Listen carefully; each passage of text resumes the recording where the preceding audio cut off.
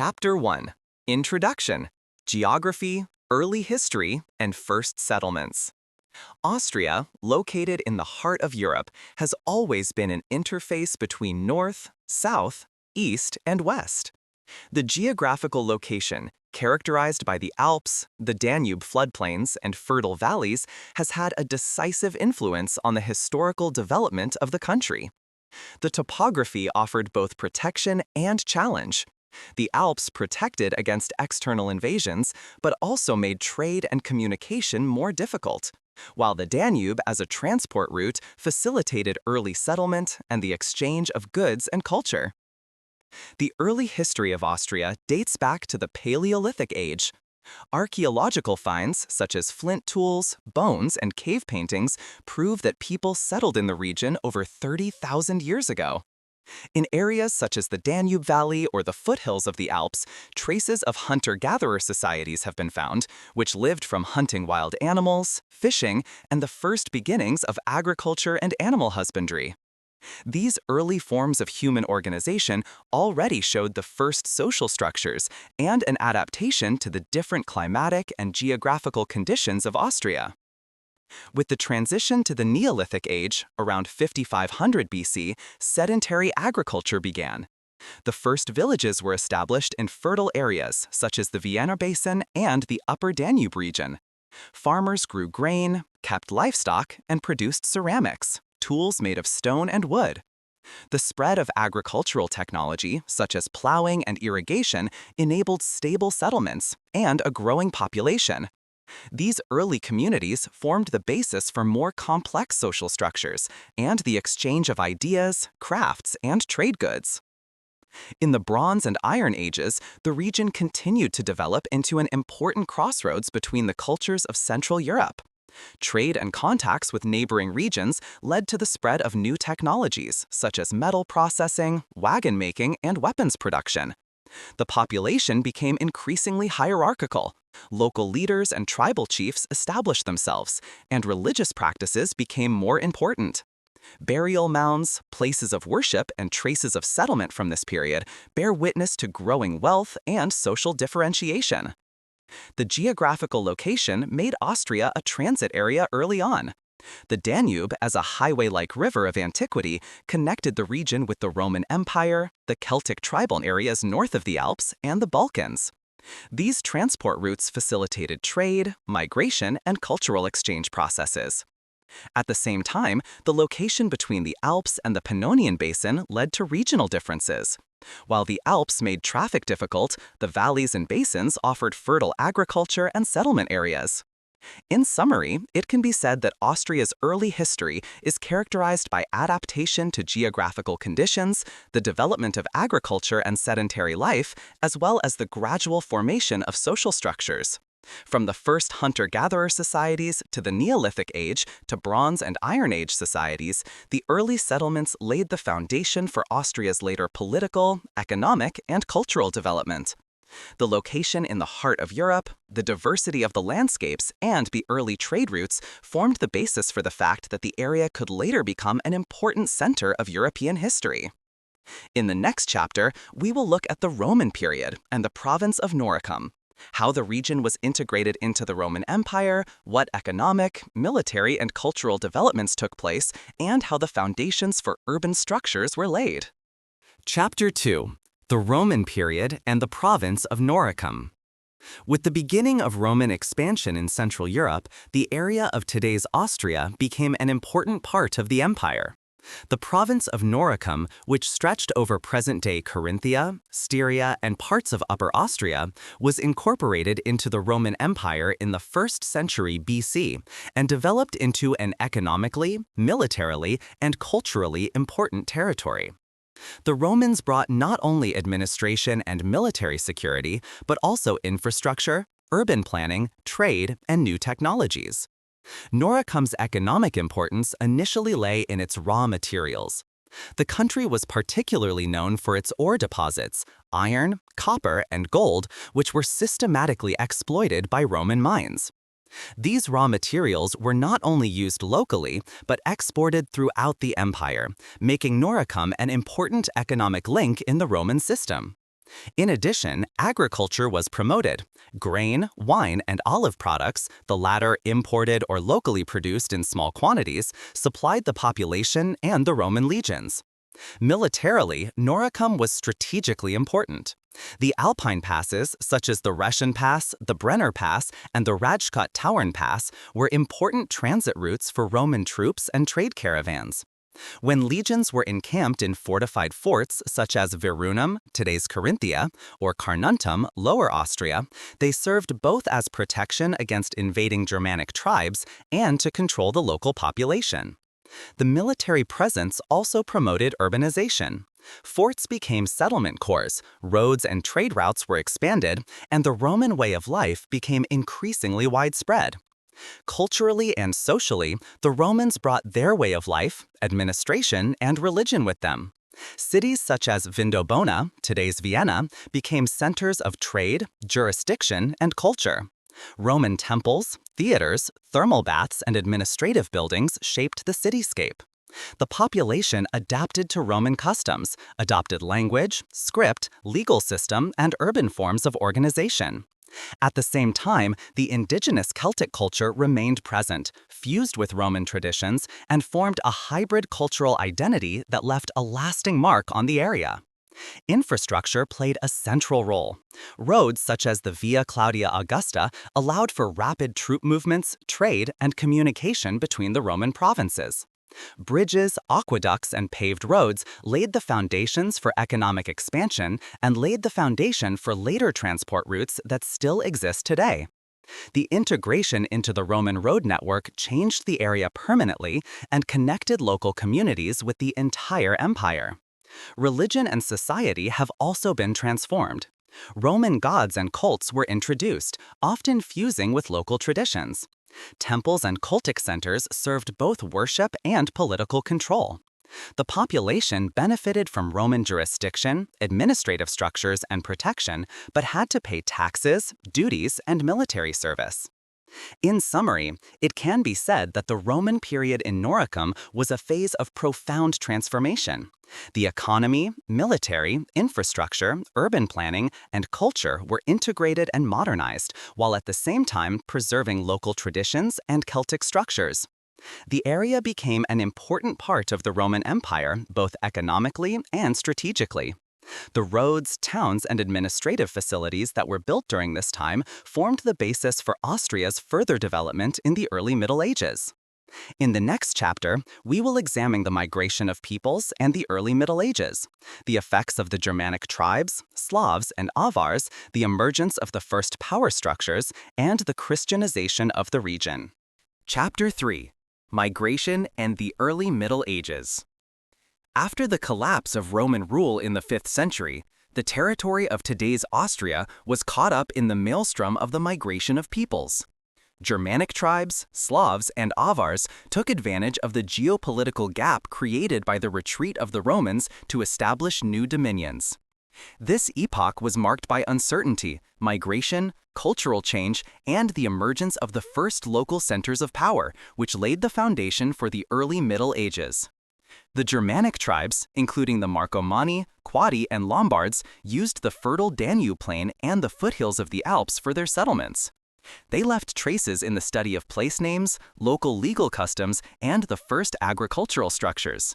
At the same time, conflicts and alliances arose between the invading tribes and the remaining Romanix population groups, some of whom remained in the cities or retreated to the Alpine flanks. Another central player was the Slavs, who settled in the eastern foothills of the Alps and in today's South Moravia from the 6th century onwards.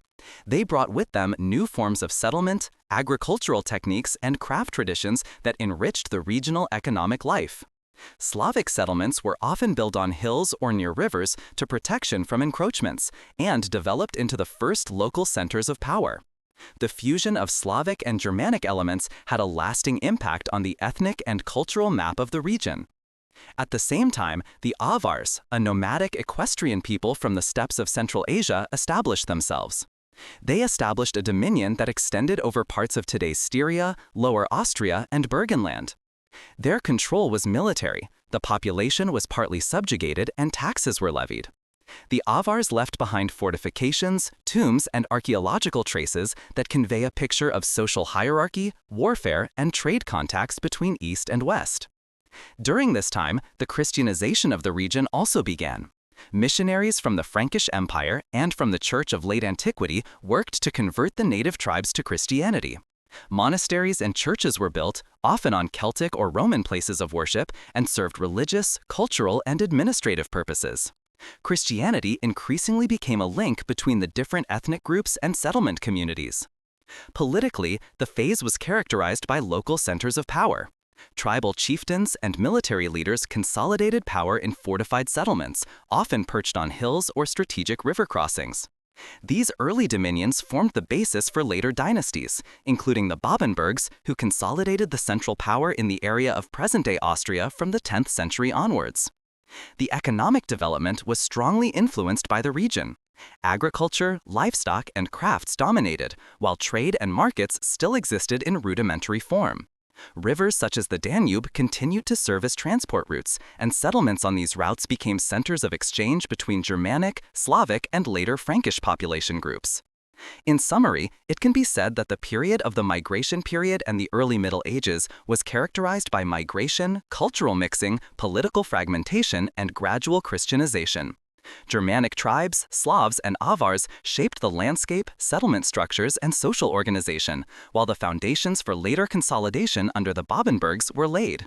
This epoch laid the foundation for the medieval development of Austria, both politically and culturally.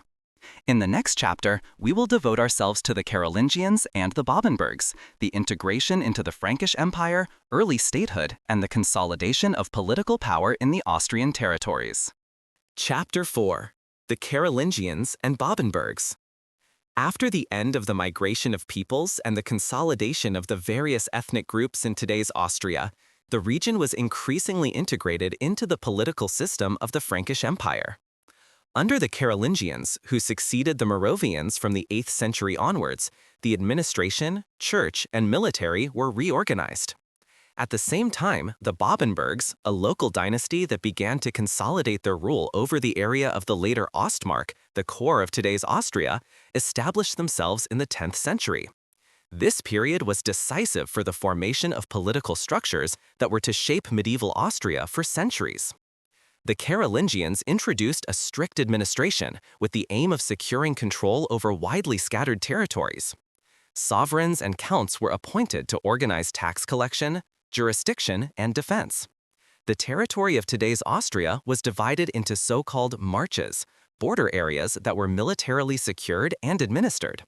The Ostmark, later known as the Austrian Heartland, served as a defense against Hungary and Slavic tribes, and was at the same time a link between the Frankish Empire and the eastern territories of Central Europe. At the same time, the Babenbergs established themselves as local power holders. Originally appointed as counts, they took advantage of the political weakness of periods of central power to strengthen their independence. They built castles, organized local administration, and secured their power through marriage alliances with neighboring noble families.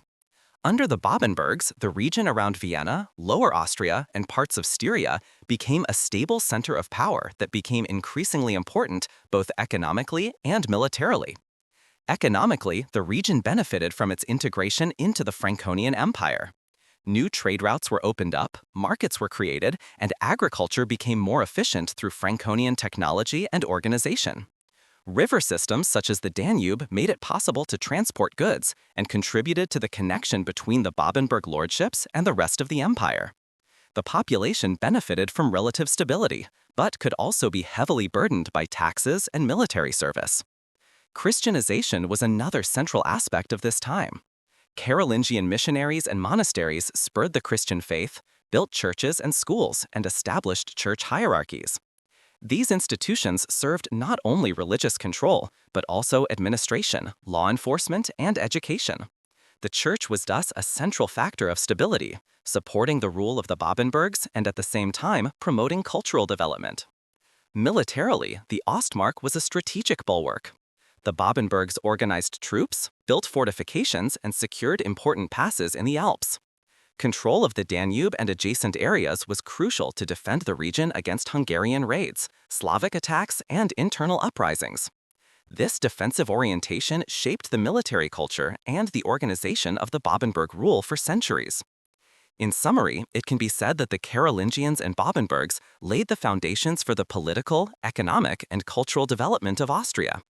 Integration into the Frankish Empire, the establishment of administrative structures, the consolidation of the Babenberg rule, and Christianization created stable power structures that enabled the region to play a central role in Central Europe in the Middle Ages. The combination of military security, economic development, and cultural integration formed the basis for the later heyday of Vienna and Austrian territory. In the next chapter, we will dedicate ourselves to the Middle Ages, Babenberg and the rise of Vienna, how Vienna and Lower Austria grew into a center economically, culturally, and politically, and how the region became increasingly important in Central Europe. Chapter 5. The Middle Ages, Babenberg, and the Rise of Vienna. In the High Middle Ages, between the 12th and 13th centuries, the territory of today's Austrian provinces developed into a regional center of power under the rule of the Babenbergs. Vienna in particular emerged as an economic, political, and cultural center during this time. The combination of geographical location, strategic policy, and economic dynamism made the region a hub for trade, administration, and culture in the heart of Europe. The Babenbergs consolidated their power through targeted territorial policy.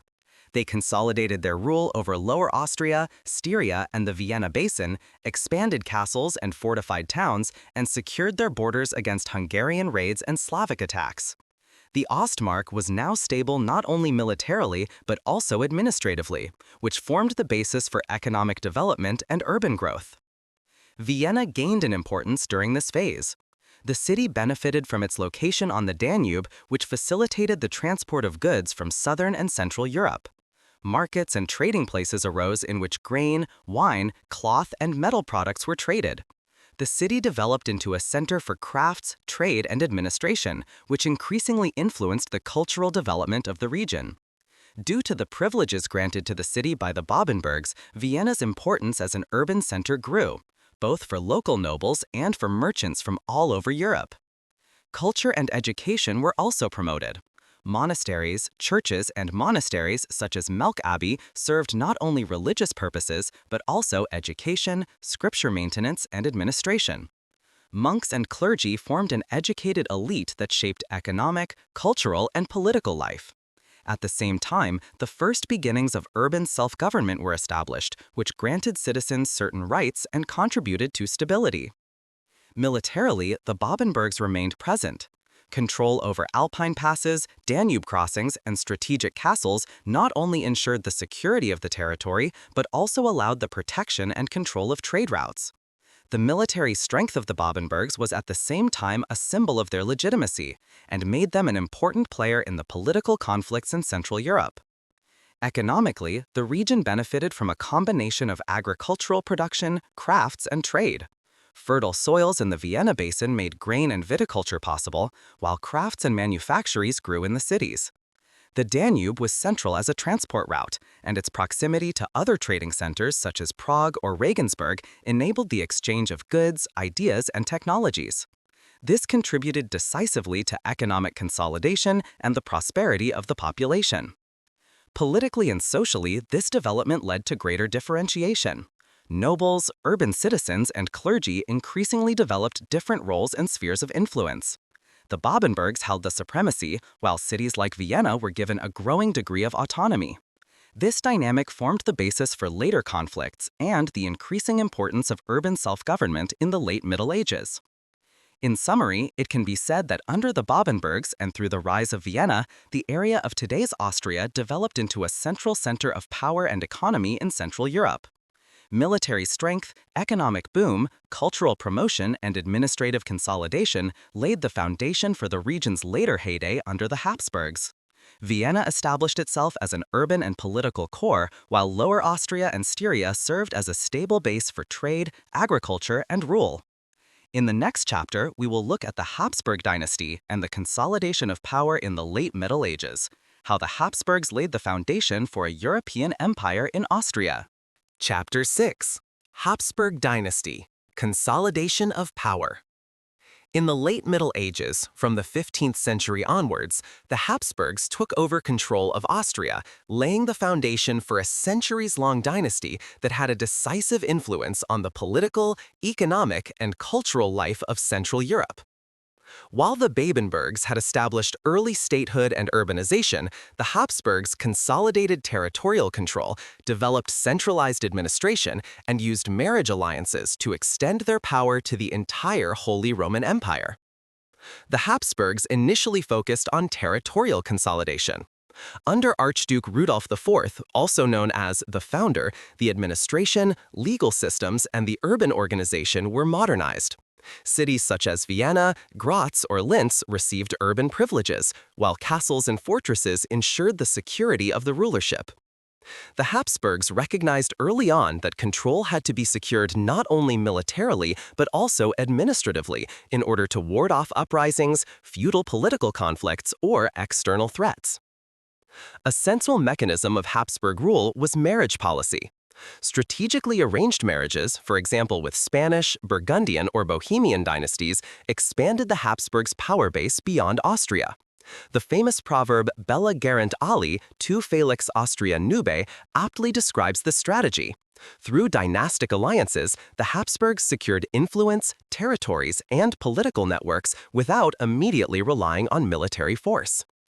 Economic development was closely linked to the stability of the Habsburgs. Agriculture and trade were promoted, markets were expanded, and customs systems were introduced. The Danube remained a central transport and trade route that connected the cities of Austria and enabled exchange with Bohemia, Hungary, and southern Germany. Handicraft and urban production flourished, while monasteries formed economic and cultural centers that promoted education, art, and science. Culturally, the Habsburgs consolidated their power by promoting religion, art, and architecture. Vienna and other cities were given magnificent churches, administrative buildings, and residences. The rulers understood that representative architecture and religious institutions legitimized the dynasty and fostered loyalty.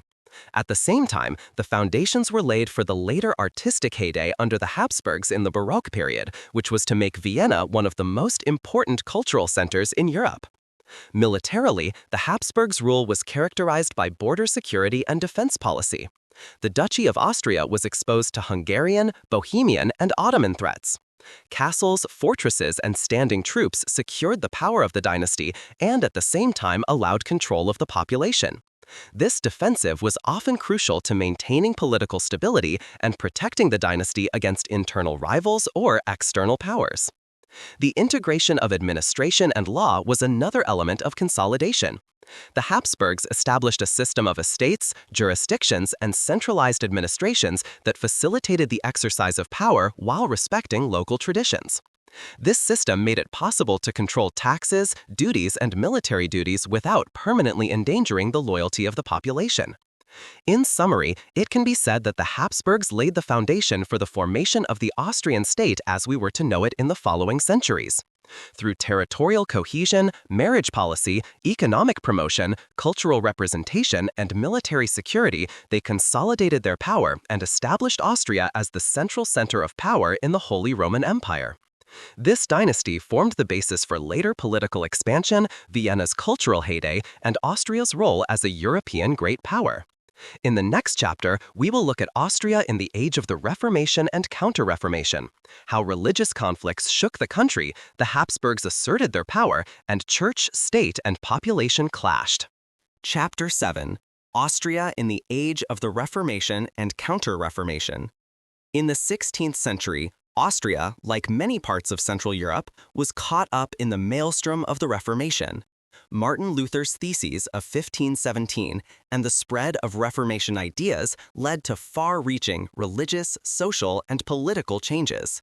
The Reformation threatened the authority of the Habsburgs, who, as a Catholic dynasty, legitimized their power not only politically but also religiously. The Counter-Reformation that followed shaped the country for decades and left its mark on society, culture, and politics. The Reformation initially appealed in Austria primarily among urban population groups and the nobility. Cities such as Vienna, Graz, and Linz became centers of the Reformation movement, where trade, crafts, and the urban elite were receptive to Luther's and later Zwingli's teachings. The urban nobility also used the new ideas politically to expand control over monasteries and church property. The Reformation offered opportunities for economic independence, social mobility, and ideological influence. The Habsburgs reacted hesitantly at first, but the threat to their political and religious authority grew rapidly. Emperor Ferdinand I and his successors began to suppress Reformation movements and strengthen the Catholic Church. The Counter-Reformation became a strategic policy. Jesuit orders and Catholic clergy were brought into the country, monasteries were reformed, schools were founded, and the population was deliberately rebound to the Catholic faith. This happened not only religiously, but also politically, as the Habsburgs contained resistance to their rule in this way. Culturally, the Counter-Reformation brought with it a heyday of the Baroque. Churches, monasteries, and residences were magnificently expanded. Art and music served as a demonstration of Catholic power. Architecture, painting, and liturgical practice became instruments of re-Catholicization. The Jesuits played a central role in this, not only in education and religion, but also in the social organization and cultural imprint of the population. Militarily, the Reformation was closely linked to conflicts. Uprisings of Protestant communities were sometimes suppressed militarily, castles and cities were secured, and regional rulers were forced to show loyalty. The conflicts between Protestantism and Catholicism exacerbated the already existing tensions between various noble families, cities, and the central power of the Habsburgs. Economically, the Reformation had both short-term and long-term consequences. Many monasteries that had previously been economic centers were reformed or dissolved, and their lands fell to secular rulers. This led to a redistribution of property and power, promoted urban growth, and changed the structure of agriculture, trade, and the money economy. At the same time, the Jesuits and other Catholic institutions promoted education and economic efficiency, which ensured the long-term stability of the Habsburg rule.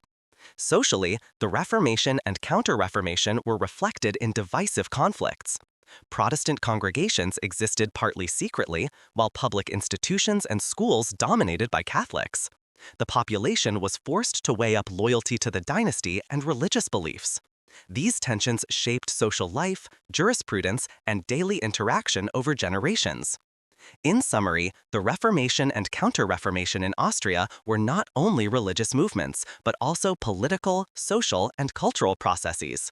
The Habsburgs used the Catholic Church to consolidate their power, cities and nobility were involved in loyalty and religious practice, and art, education, and architecture served to re-Catholicization. This phase had a lasting impact on medieval Austria and laid the foundations for later political and cultural consolidation under the Habsburgs in the Baroque period. In the next chapter, we will look at the 30 Years' War and the Baroque period, the effects of the Great Wars, the destruction, the population crisis, and at the same time the cultural and architectural flowering of the Baroque in Austria. Chapter 8: 30 Years' War and Baroque period. The 17th century represented a time of dramatic challenges for Austria, but also of cultural flourishing. The 30 Years' War, 1618 to 1648, which went down in history as one of Europe's most devastating conflicts, left deep scars on the population, the economy, and the political order. At the same time, this war indirectly ushered in a heyday of culture, architecture, and art, which became known as the Baroque period and had a lasting impact on Austrian identity. The 30 Years' War began as a conflict between Catholic and Protestant powers in the Holy Roman Empire, but quickly developed into a European power struggle with political, dynastic, and territorial motives. Austria, as the heartland of the Habsburgs, was drawn directly into the war. The imperial troops fought against Protestant princes, Swedes, France, and other powers, while the population suffered from quartering, looting, hunger, and disease. Entire areas were depopulated, villages destroyed, and economic structures paralyzed for years. The social consequences were devastating. Population decline, crop failures, and the destruction of trade and crafts led to a severe crisis. Many farmers and craftsmen became impoverished, while cities were burdened by streams of refugees and rising taxes. The fear of violence and insecurity shaped daily life and led to a mixture of resignation, religious retreat, and loyalty to the emperor as a protecting power. Politically, the Habsburgs consolidated their power after the war through greater centralization and re-Catholicization. The military crisis had shown that loose federal structures and religious divisions were dangerous. By restoring imperial authority, controlling the estates, and supporting the Catholic Church, the Habsburgs were able to ensure political stability. The Counter-Reformation now finally reached its completion. Protestant communities were restricted, monasteries and Jesuit orders were strengthened, and Catholic values dominated public life. Despite, or perhaps because of, this difficult political and economic situation, a cultural flowering of the Baroque began in Austria. Magnificent churches, monasteries, and palaces were built to represent the power, faith, and triumph of the Habsburgs. Vienna became a center of Baroque architecture, painting, and music. Artists such as Johann Bernhard Fischer von Erlach and composers such as Heinrich Ignaz Bieber shaped the artistic scene. The buildings were intended to demonstrate not only beauty, but also rule and order, a combination of religion, politics, and art that was characteristic of the Baroque period. Economically, a slow recovery began after the war. Agricultural production, trade, and crafts were rebuilt, supported by reforms, infrastructure measures, and the stabilization of the administration. Monasteries and ecclesiastical institutions played an important role in this. They were not only religious centers, but also economic and cultural engines in the regions. The Baroque period also had social consequences. Nobles, citizens, and clergy were more closely integrated into a hierarchical system, which promoted both social order and loyalty to the Habsburgs. Festivals, religious ceremonies, and art served to integrate the population into this order and strengthened the sense of community in a time that had previously been marked by destruction and insecurity. In summary, the 30 Years' War brought destruction, suffering, and economic crisis to Austria, but at the same time created the conditions for a stable, centralized rule of the Habsburgs and a cultural blossoming that culminated in the Baroque.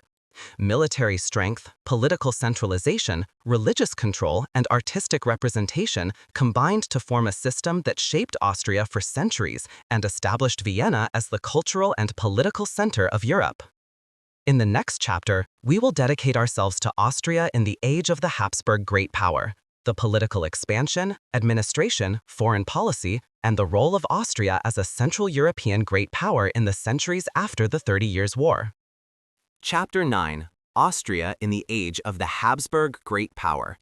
After the 30 Years' War, the Habsburgs consolidated their position as one of the leading powers in Central Europe. The 17th and 18th centuries were a phase of territorial expansion, administrative centralization, and cultural flourishing for Austria. At the same time, the dynasty faced challenges from external opponents, internal tensions, and the need to integrate the different peoples and regions of its growing dominion. Politically, the Habsburgs consolidated their power through centralization and bureaucratization. The emperor, supported by a growing bureaucracy, created institutions that levied taxes, administered justice, and unified the administration. Estates and local nobles retained certain rights, but had to recognize imperial authority. This mixture of central control and regional participation made it possible to stabilize the multi-ethnic state and reduced the risk of local uprisings. Territorially, Austria expanded systematically in the centuries after the war. Through marriage policy, wars, and diplomatic treaties, the Habsburg Empire grew towards Bohemia, Hungary, Transylvania, and parts of Italy. The dynasty secured strategic territories that were economically valuable and controlled important trade routes. At the same time, it enforced the loyalty of regional elites through political office, marriage connections, and military presence. Militarily, Austria remained heavily challenged. The borders with France, the Ottoman Empire, and smaller German principalities were contested. The Habsburgs built up standing armies, modernized fortresses, and used military innovations to secure their power. As a central command center, Vienna became the base for political and military decisions, while other cities such as Linz, Graz, and Prague were strategic outposts. Economically, Austria benefited from a revival after war.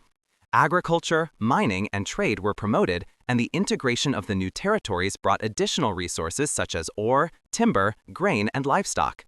Cities and markets grew, while infrastructure projects, including roads, bridges, and canals, facilitated trade and enabled economic connectivity. Monasteries and ecclesiastical institutions continued to play a central role as cultural and economic centers. Culturally, the Habsburg era was a heyday of the Baroque. Magnificent palaces, churches, monasteries, and public buildings were built in Vienna, Linz, Salzburg, and other cities. Architecture, painting, music, and literature served not only aesthetic purposes, but also the representation of power, religious authority, and social order. Artists such as Johann Bernhard Fischer von Erlach, Johann Michael Rottmeier, and musicians from the Vienna Court Orchestra shaped the era and made Vienna a center of European culture. Religiously, the dynasty continued to focus on Catholicism and the Counter-Reformation. The church was closely linked to the rulers. Jesuit orders, monasteries, and church schools spread Catholic values, promoted education, and ensured loyalty. At the same time, Protestant currents were monitored or suppressed in order to preserve the unity of the empire and consolidate central power. Socially, the Habsburg policy led to a clear hierarchization. The nobility, clergy, and urban elites formed the supporting class, while farmers and craftsmen were bound by taxes and services. At the same time, economic and cultural development opened up opportunities for advancement for citizens, craftsmen, and scholars who were able to excel in administration, trade, or art. In summary, the age of the Habsburg Great Power was characterized by territorial expansion, centralized administration, military security, and cultural flourishing. Austria developed into a stable and influential multi-ethnic state that played a central role politically, economically, and culturally in Central Europe. The dynasty created structures that formed the basis for Austria's power and prestige in the centuries to come, establishing Vienna as a political and cultural center. In the next chapter, we will look at Maria Theresa and Joseph II, reforms and centralization, the Enlightenment policy, administrative reforms, educational measures, and social changes that characterized Austria in the mid-18th century. Chapter 10. Maria Theresa and Joseph II, Reforms and Centralization. The middle of the 18th century marked a decisive phase in Austria's history. Under the reign of Maria Theresa, 1740–1780, and her son Joseph II, 1780–1790, the country underwent far-reaching political, administrative, and social reforms. This period was marked by the attempt to centralize the power of the Habsburgs, to make the administration more efficient, and to modernize society in the spirit of the Enlightenment, whereby the balance between tradition, religion, and reform was always a challenge. Maria Theresa took over the reign in a difficult situation. The pragmatic sanction problem had secured the dynastic succession, but the War of the Austrian Succession, 1740–1748, called into question the stability of her empire. The young empress showed political pragmatism and strategic foresight early on. It reorganized the administration, introduced strict control over the state officials, and promoted uniform laws in the core states of Austria. In doing so, it laid the foundation for a modern bureaucratic apparatus that could efficiently administer the multi-ethnic state. Under Maria Theresa, education policy was reformed. It recognized that an educated middle class and an efficient administration were closely linked. Schools have been standardized, curricula have been reformed, and compulsory schooling has been introduced. Monasteries and church institutions continued to play a central role in education, but control by the state grew.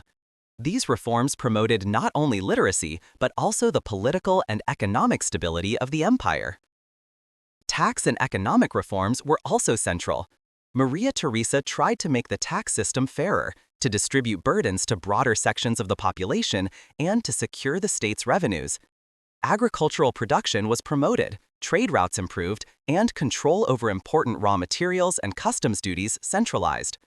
These measures strengthened the economic basis of the Habsburg Empire and prepared the country for the challenges of industrial changes. Her son, Joseph II, continued the reforms and went much further. Joseph was a representative of the absolute Enlightenment state. He tried to organize the empire according to rational principles. Administration, judiciary, and church were reformed. Religious tolerance was introduced, and many medieval privileges were abolished. Under Joseph II, the dissolution of monasteries that did not serve charitable or educational purposes was enforced, which led to considerable tensions with the church but strengthened the resources of the state. Joseph's reforms went deep into the structure of society. Serfdom was abolished or severely restricted in many regions, and peasants were given more rights. At the same time, Joseph tried to strengthen municipal self-government, promote trade and commerce, and unify the legal system. Many reforms met with resistance, especially from the nobility and the church, but they left behind a legacy of modernization that laid the foundations for the later 19th century. Culturally, both rulers promoted science, art, and architecture. The imperial court culture flourished, theater, music, and painting were promoted, and Vienna continued to develop as a European center of the arts. Maria Theresa and Joseph II also used culture as a means of political legitimation to portray the dynasty as modern, educated, and powerful. In summary, the era of Maria Theresa and Joseph II was an era of far-reaching reforms, centralization, and modernization. Administration, education, the economy, and the legal system were rationalized. Social structures were partially liberalized, and culture and religion were used as tools of political stability. These reforms laid the foundation for the long-term consolidation of Habsburg rule, strengthened the economic and social basis of the empire, and prepared Austria for the challenges of the late 18th century. In the next chapter, we will look at the Napoleonic Wars and the territorial change of Austria, the loss and regaining of territories, the battles against France, and the effects on the population, army, and administration. Chapter 11: Napoleonic Wars and Territorial Change. The late 18th and early 19th centuries presented Austria with one of the greatest challenges in its history. The Napoleonic Wars, 1792 to 1815, radically changed the political landscape of Europe and forced the Habsburgs to adapt their strategy, military organization, and territorial control again and again. Austria was challenged both militarily and diplomatically, had to defend territories, regain lost territories, and secure the stability of the empire under difficult conditions. The conflicts began with the revolutionary upheavals in France. The new French ideas of liberty, equality, and fraternity called into question the absolutist order of the Habsburgs. Already in the first coalition wars against revolutionary France, there were military conflicts in the Netherlands, Italy, and along the Danube. Austria lost several battles, had to cede territories, and recognized the need for military reforms in order to be able to meet the new enemy. The Battle of Austerlitz in 1805 marked a particularly serious setback. Napoleon defeated the Austro-Russian troops, which led to massive territorial losses, political humiliation, and strategic restructuring.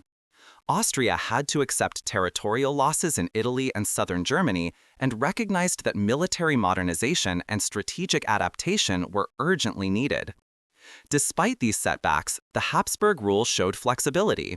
Through diplomatic alliances, marriage alliances, and renewed military reforms, it was not possible to defeat the French in the Battle of Wagram in 1809, but at least to stabilize the strategic position.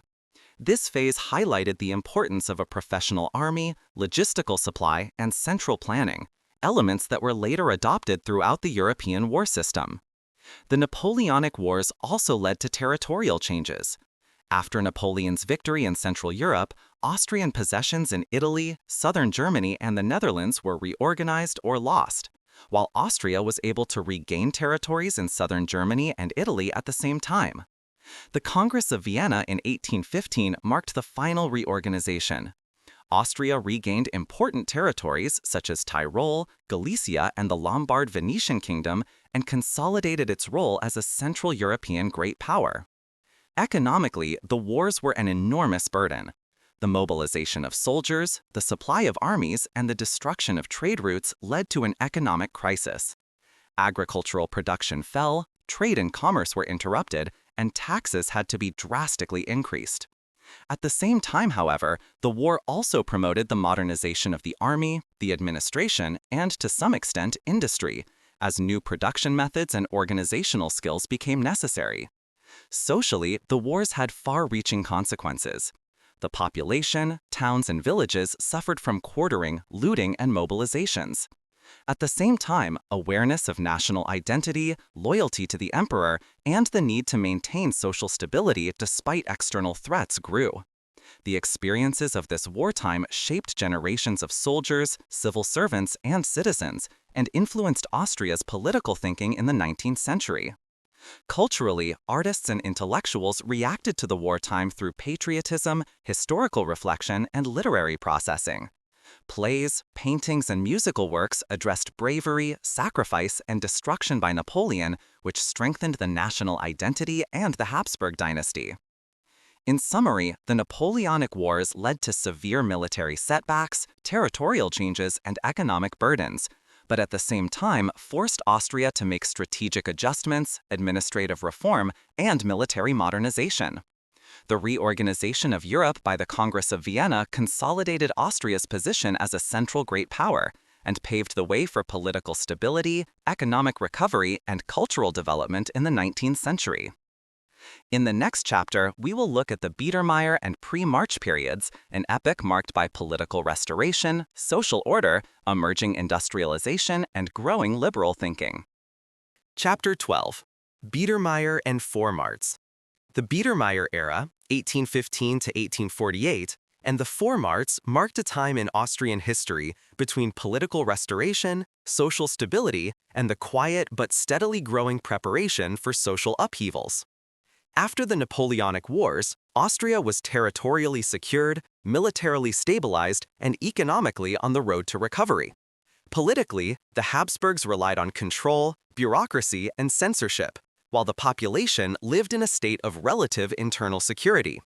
Under Emperor Franz I and later Ferdinand II, the principles of restoration dominated. After the Congress of Vienna in 1815, the Habsburgs and other European powers wanted to restore the old order, which seemed threatened by the revolutions and the Napoleonic Wars. Press censorship, police states, and strict control of universities and political associations were means of curbing liberal and revolutionary ideas. As a result, the population experienced a phase of stability, but also of political repression. Socially, the Biedermeier period was characterized by retreat into the private sphere, family, and local bourgeoisie. Political participation was severely limited, and people concentrated on the immediate environment, social networks, home, and family. At the same time, culture, art, and literature flourished in private and urban spaces. Painting, music, and literature reflected the idyll of everyday life, the longing for harmony, and the subtle tensions between tradition and modernity. The economy was characterized by slow industrialization. Crafts, trade, and early manufactories developed, while infrastructure projects such as road construction, railways, and canals gradually improved the connection between the regions. Agriculture remained central to supply, but growing urbanization led to new social classes, especially urban citizens, factory workers, and small entrepreneurs. The Vormärz, ca. 1830 to 1848, on the other hand, was characterized by growing political awareness and emerging liberalism. Universities, literary salons, and political circles discussed reforms, national unity, and civil rights. The ideas of freedom, equality, and national identity spread, fueled by the liberal movement in Germany and the social tensions in the Austrian multi-ethnic state. This pressure led to the first uprisings, secret political organizations, and demands for a constitutional order. Despite the political repression, the Biedermeier period was culturally flourishing. Viennese music, theater, painting, and architecture continued to develop. Viennese classicism reached its peak, while literary works reflected everyday culture, social observations, and subtle criticism of the political situation. During this time, many institutions were established that later shaped Austria's political and cultural landscape. Socially, the combination of stability and repression led to a certain duality. Citizens enjoyed cultural, economic, and social security, but had to exercise political restraint. This tension between security and oppression formed the breeding ground for the Revolution of 1848, which exposed the suppressed political desires and social tensions. To sum up, the Biedermeier and pre-March periods were marked by political restoration, social order, and cultural flourishing, but at the same time, discontent grew, sparking demands for political reform and national identity. This epoch laid the foundation for the revolutionary movements in Central Europe and for the later development of Austria as a modern state.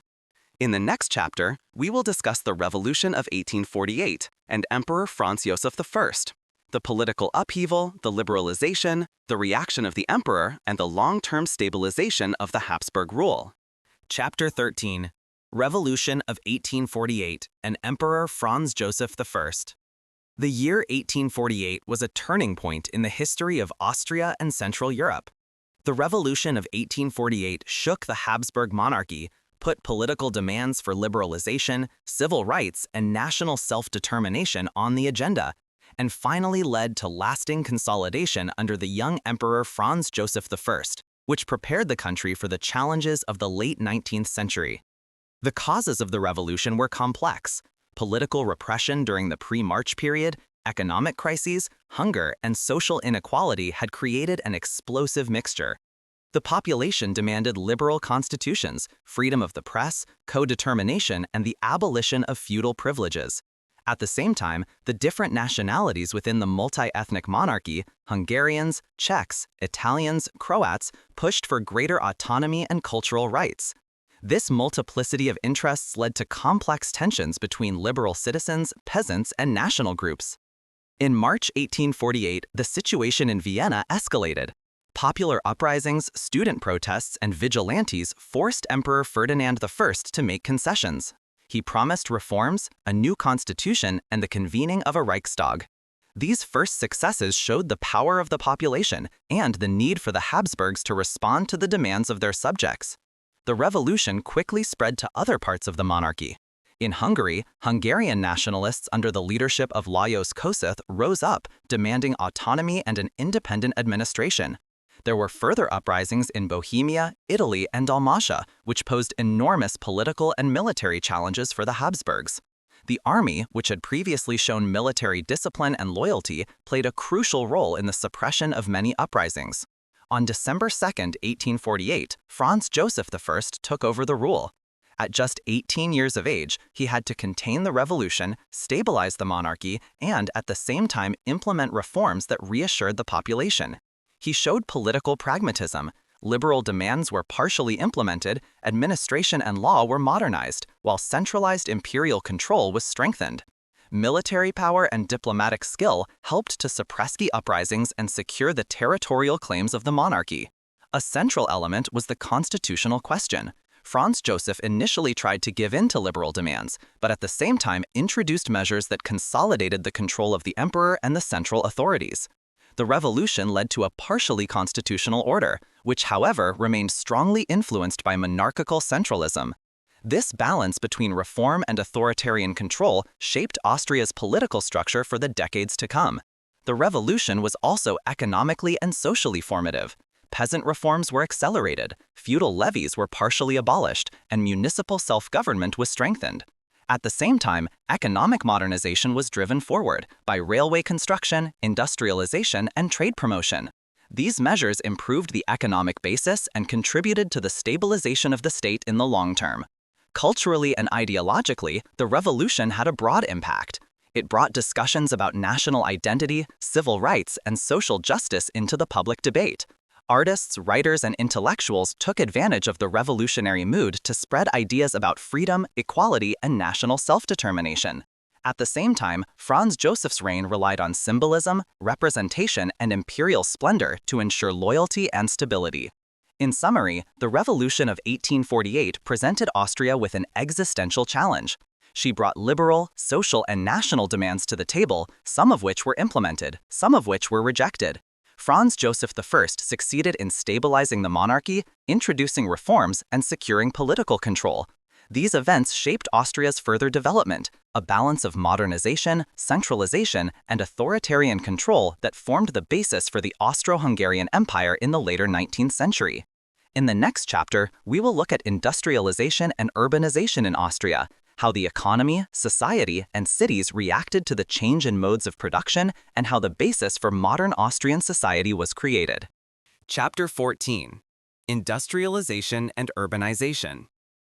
The second half of the 19th century was marked by rapid industrialization and urbanization in Austria, which had a profound impact on the economy, society, and politics.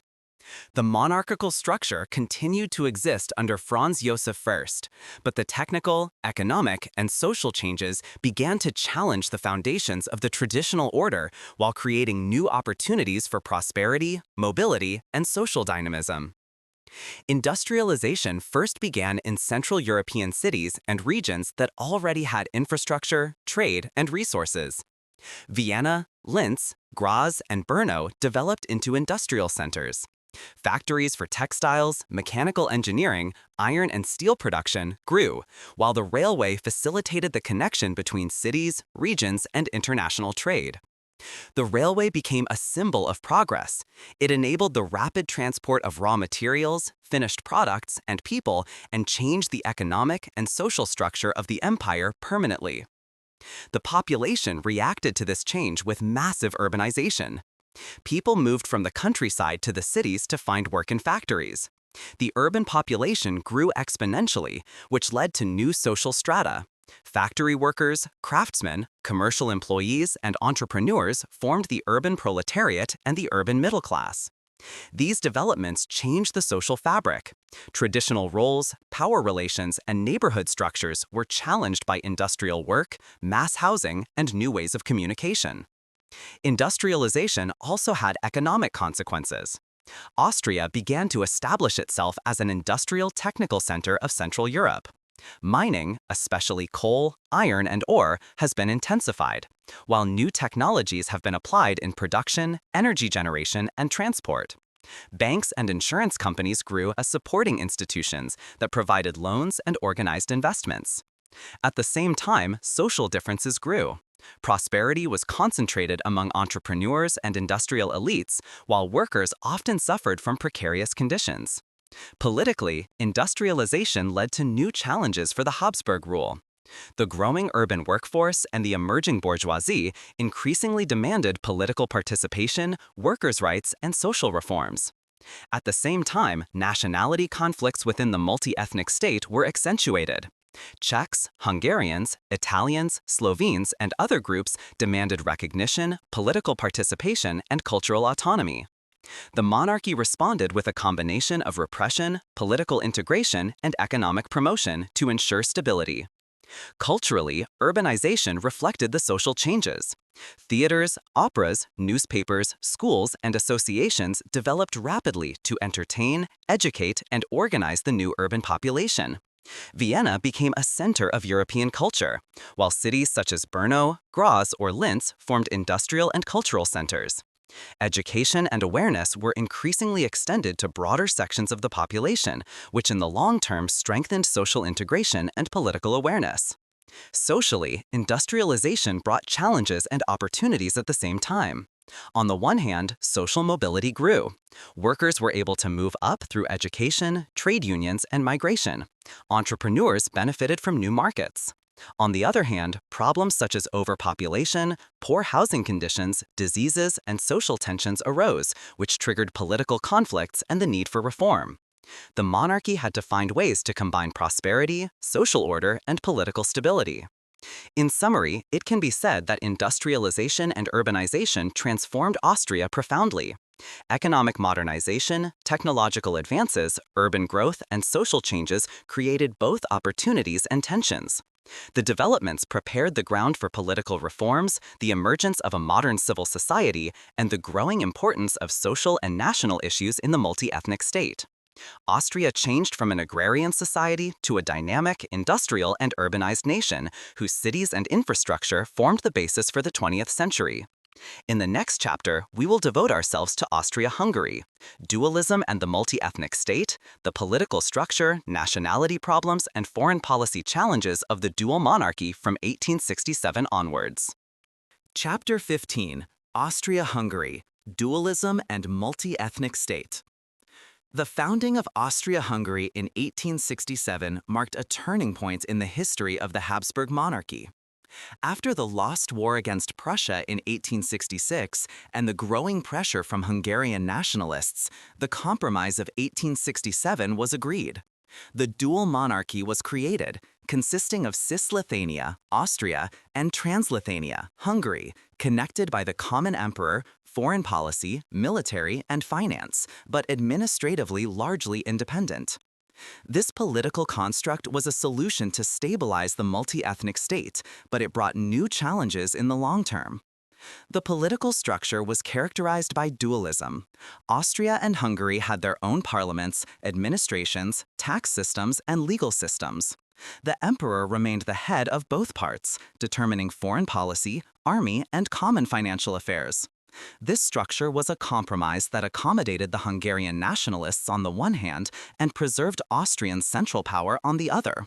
However, for the remaining nationalities, Czechs, Slovens, Croats, Romanians, Slovaks, and others, this often meant underrepresentation and growing political tensions. Nationality conflicts had a lasting impact on the multi-ethnic state.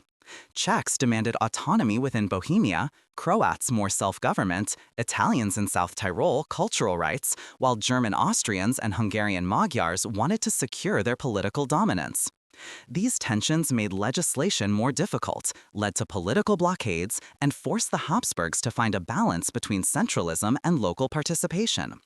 The multi-ethnic state was thus a permanent challenge to political stability. Economically, Austria-Hungary was an industrially and agrarian multi-ethnic state. Bohemia and Moravia became industrial centers for mechanical engineering, textile production, and mining, while Hungary remained agricultural. The railway played a central role. It connected the regions, facilitated trade, and strengthened economic integration. Vienna and Budapest developed into urban and cultural centers, while smaller cities and rural areas remained characterized by regional disparities. Socially, dualism led to a differentiation of the population. City dwellers and workers in industrial regions were increasingly politically and socially organized, while the rural population often remained in traditional structures. Trade unions, political parties, and national organizations grew up during this period, which increased social mobilization and political participation. At the same time, conservative forces remained strong, especially in the administration, the military, and the church, which promoted social control and loyalty to the emperor. Culturally, the dual monarchy was a thriving region of diversity. Theaters, opera houses, universities, and literary salons were established in Vienna, Budapest, Prague, and Brno. Music, architecture, and science benefited from the integration of different cultures and the promotion of state institutions. At the same time, art and literature reflected the tensions and conflicts of nationalities, dealing with themes of identity, loyalty, and modernity. In terms of foreign policy, Austria-Hungary saw itself challenged above all by Prussia, Germany, Italy, and the Russian Empire. The policy of the dual monarchy was defensive and oriented towards alliances. Imperial diplomacy sought to maintain a balance of power, secure territorial interests, and link domestic tensions with pragmatism in foreign policy. Foreign policy was thus closely linked to internal stability. In summary, Austria-Hungary was a complex multi-ethnic state that was stabilized by dualism but also challenged politically, socially, and nationally. The Compromise of 1867 created administrative structures, economic integration, and cultural diversity, but at the same time brought tensions that put a strain on the political system in the long term.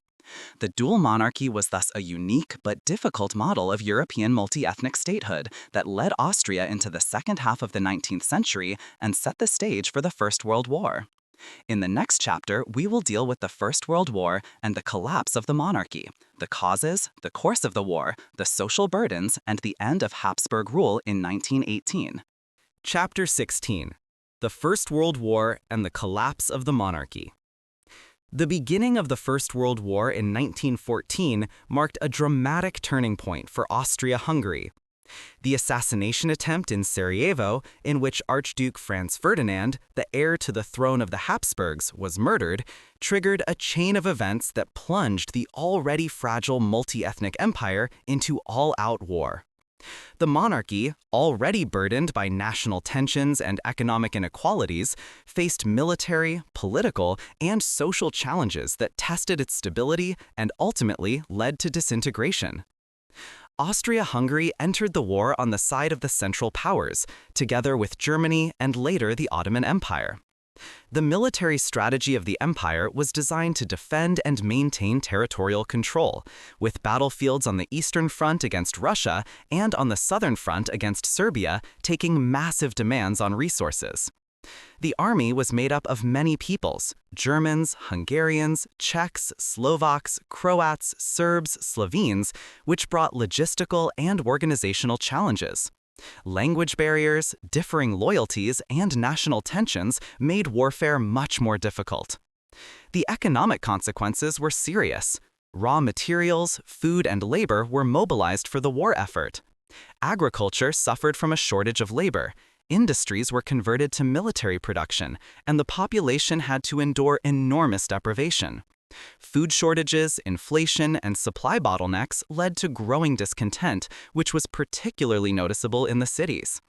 The monarchy was increasingly forced to suppress domestic political tensions with repressive measures. Socially, the effects were profound. Millions of men were drafted to the front, and women increasingly took on agricultural, manual, and industrial work. Families were torn apart, social structures in the villages destabilized. The burdens led to protests, strikes, and growing demands for political reforms and national recognition for the various ethnic groups. Militarily, Austria-Hungary repeatedly suffered serious setbacks, especially on the Eastern Front against Russia and in the Italian Alpine regions against Italy. These defeats weakened morale, destroyed confidence in the leadership, and further strained the Reich's economic resources.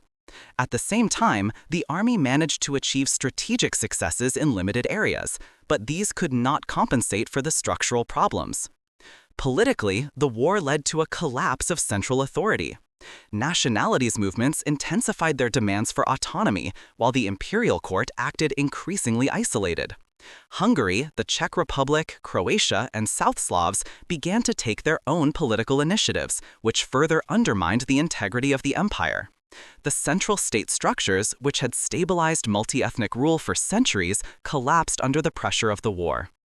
At the end of the war, the monarchy was politically, economically, and socially exhausted.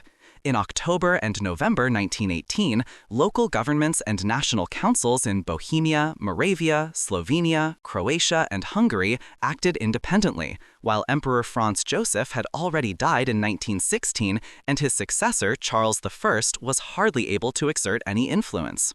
On November 11, 1918, the monarchy had effectively collapsed, and the emergence of new nation-states such as Austria, Hungary, Czechoslovakia, and Yugoslavia was inevitable.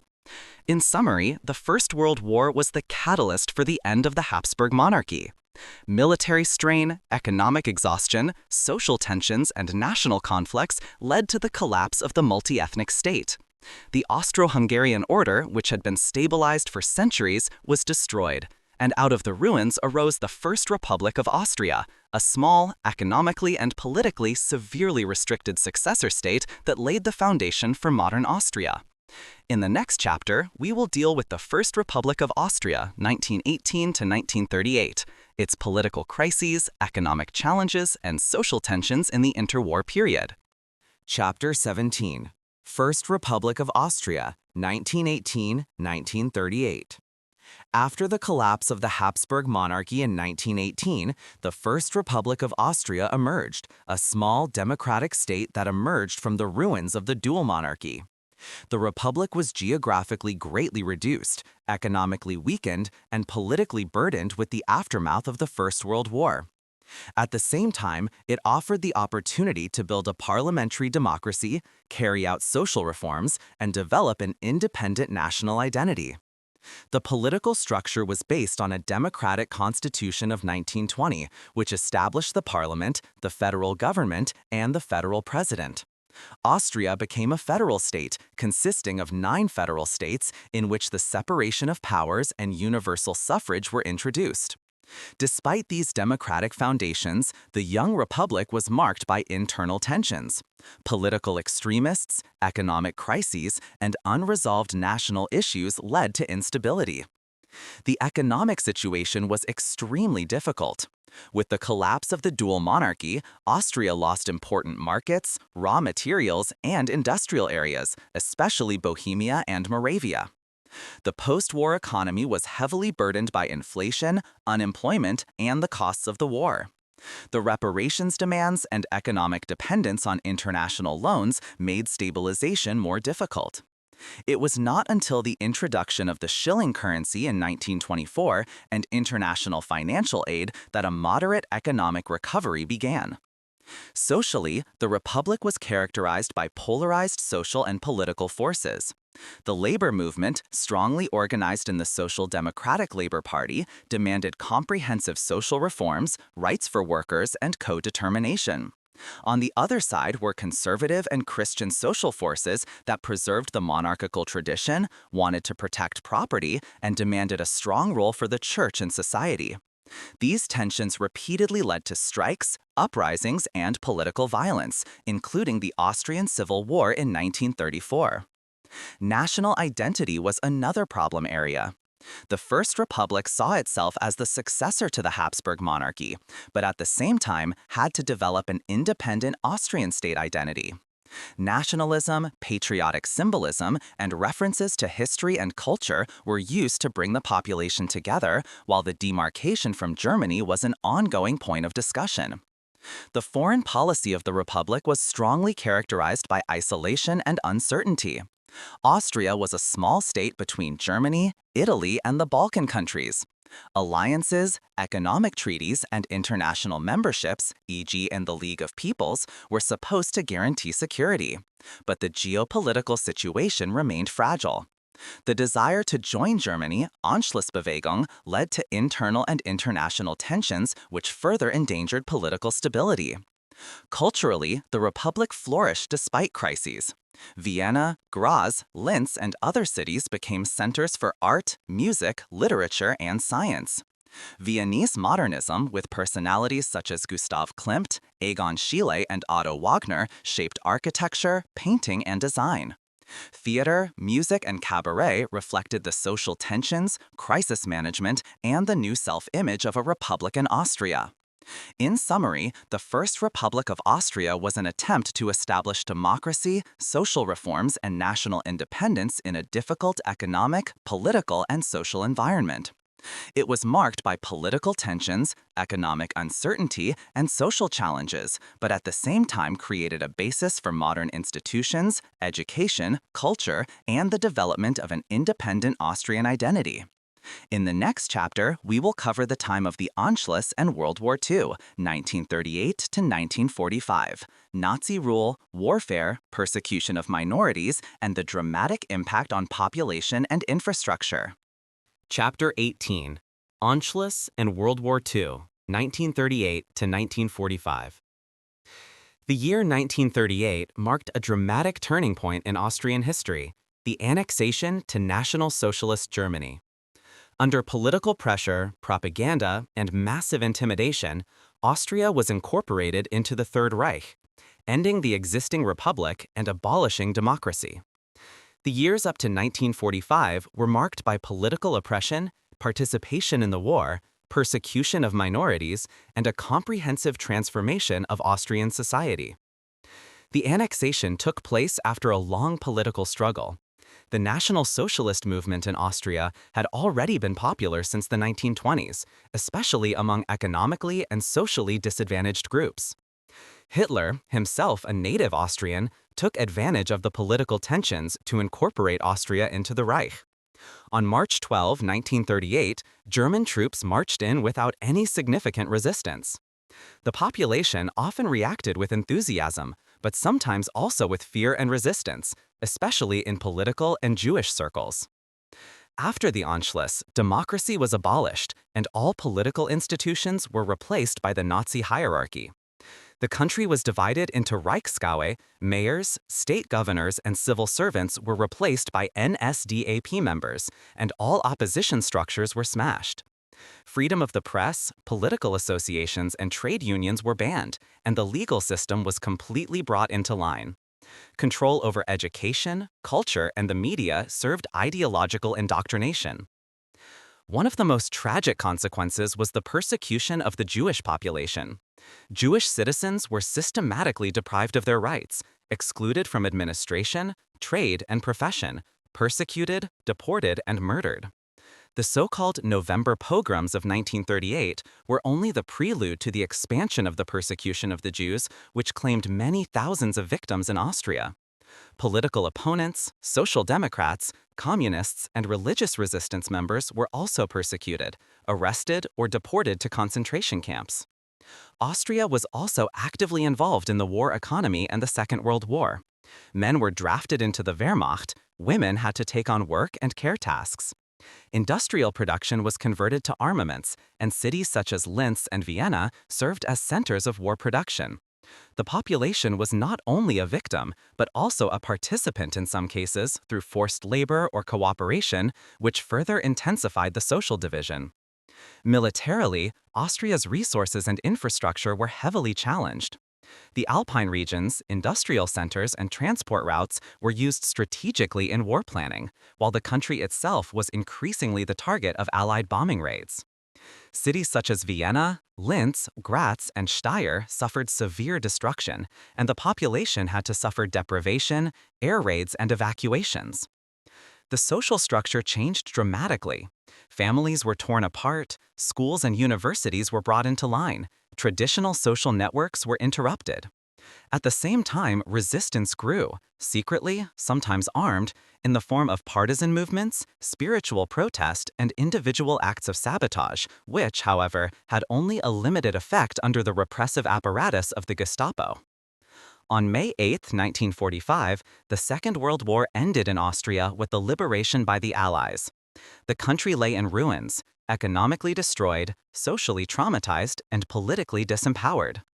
The Anschluss had extinguished democracy, shook the population through war and repression, and prepared the ground for the subsequent Allied occupation and reconstruction.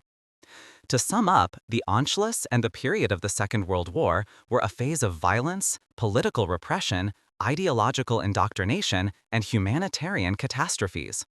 Austria was drawn into the war, society was divided, the economy militarized, and minorities persecuted.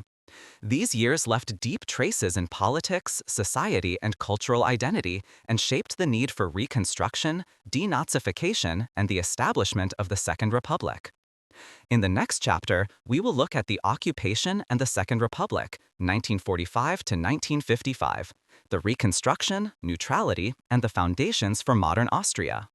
Chapter 19, Occupation and Second Republic, 1945 to 1955. After the end of the Second World War in 1945, Austria was faced with a total political, economic, and social realignment. The country lay destroyed.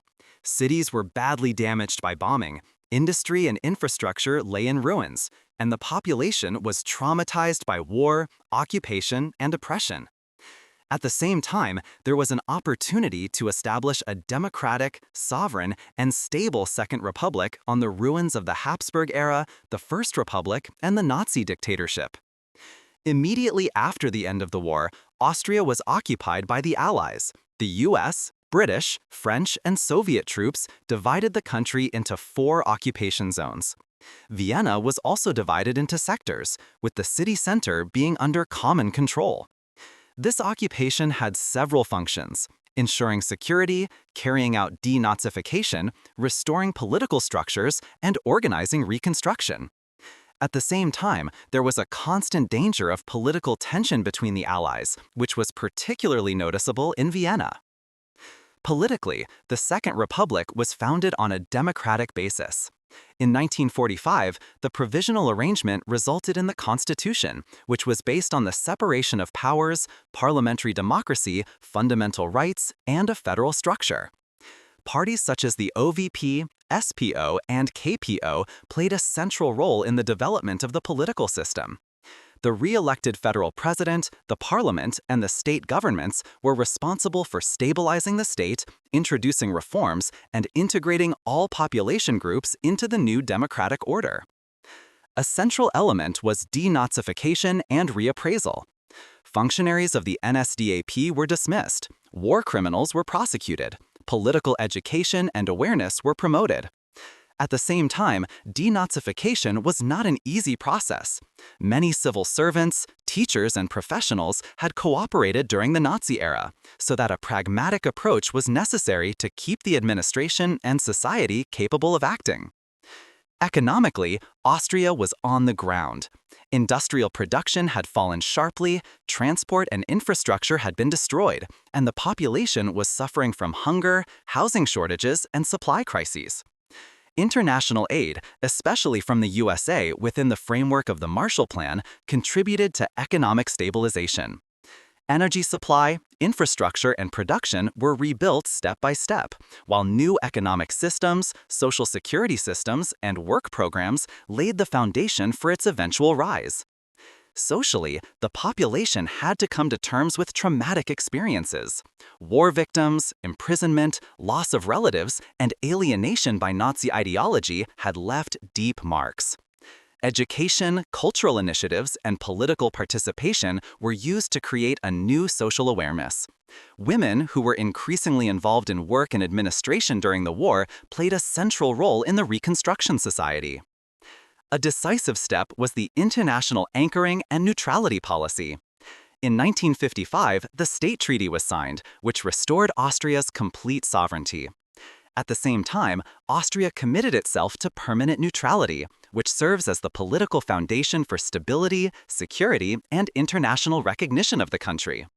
Neutrality became the pillar of Austrian foreign policy and shaped the country's international position for decades. Culturally and socially, Austria began to form a new identity. The memory of war, occupation, and the Nazi era was linked to democratic values, cultural self-determination, and international integration. Theater, literature, music, and the media helped to come to terms with the trauma, strengthen national identity, and lay the foundations for an open, peaceful, and democratic society. In summary, the years 1945 to 1955 were marked by political reconstruction, economic stabilization, social consolidation, and international integration.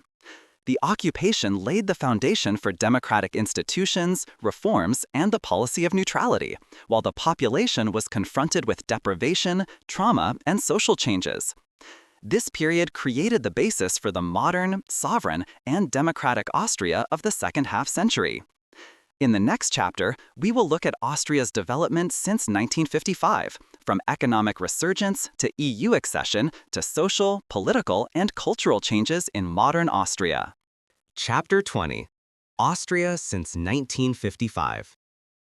With the signing of the State Treaty in 1955, Austria became fully sovereign and, at the same time, committed itself to permanent neutrality. This historic moment marked the beginning of a new era. Reconstruction after war and occupation was complete, the political institutions of the Second Republic were stable, and the country could now focus on economic development, social modernization, and international integration. Politically, neutrality was a central element. Austria did not join a military alliance, but cleverly used its geopolitical situation to act as a mediator between East and West during the Cold War. Neutrality became the central pillar of Austrian foreign policy. It guaranteed security, allowed international cooperation, and made Austria an important location for international organizations, including the UN, IAEA, and OSCE. Economically, Austria experienced an economic miracle in the decades after 1955. Reconstruction aid, industrial modernization, and integration into international trade led to rapid growth. Industry, mechanical engineering, automotive suppliers, and the construction industry in particular flourished, while agriculture was modernized and made more efficient. Tourism developed into a central economic factor. The Alps, cities such as Vienna, Salzburg, or Graz, and cultural offerings attracted millions of international visitors. Austria changed significantly in society. Urbanization continued to increase, women were increasingly integrated into education, work, and administration, and the population benefited from welfare state structures. Pensions, healthcare, unemployment insurance, and educational opportunities strengthened social cohesion. At the same time, awareness of civil rights, democracy, and social participation grew, which was reflected in political reforms and increasing participation of the population in public decision-making. Politics was characterized by stability and consensus. The major parties, the OVP and SPO, dominated government policy for decades, often in coalition models that were intended to ensure social and economic stability. Small parties, such as the FPO, became more prominent, especially in the 1980s, but the political system remained largely consensus-oriented and democratically consolidated. Neutrality also allowed for an independent foreign policy that promoted economic cooperation and diplomatic mediation in Europe and beyond. Culturally, Austria continued its tradition of gaining international importance. Music, theater, literature, film, and the visual arts flourished. Vienna established itself as a cultural metropolis that offered music festivals, opera houses, and theaters, while universities, research institutions, and the media strengthened the country's intellectual development. At the same time, historical memories were processed, the Nazi era was critically reflected on, and national identity was linked to democratic values. In the late decades of the 20th century, Austria became increasingly European-oriented. Membership in the European Union in 1995 marked the step from a policy of neutrality to active participation in economic, political, and social integration. Austria benefited from common markets, funding programs, and international cooperation, while at the same time maintaining its neutrality-based security policy. Society-wise, Austria faced new challenges. Migration, integration, globalization, and the modernization of education and infrastructure shaped the political debates. At the same time, awareness of ecological issues, equality, and cultural diversity grew. The country developed into a prosperous, stable, and democratic state that was able to build a modern, open, and internationally recognized society despite historical burdens. In summary, it can be said that since 1955, Austria has undergone a remarkable transformation, from a war and occupation state to a sovereign, neutral, democratic, and economically successful nation. Political stability, economic prosperity, social security, and cultural flourishing characterize modern Austria. The country has been able to learn from the experience of history, consolidate its democratic institutions, and at the same time develop an open, international, and modern society. This ends the 20-chapter script about the history of Austria from the earliest settlements to the present day. The script is fluent, structured in chapters, and deals with political, economic, social, and cultural developments in comprehensive depth.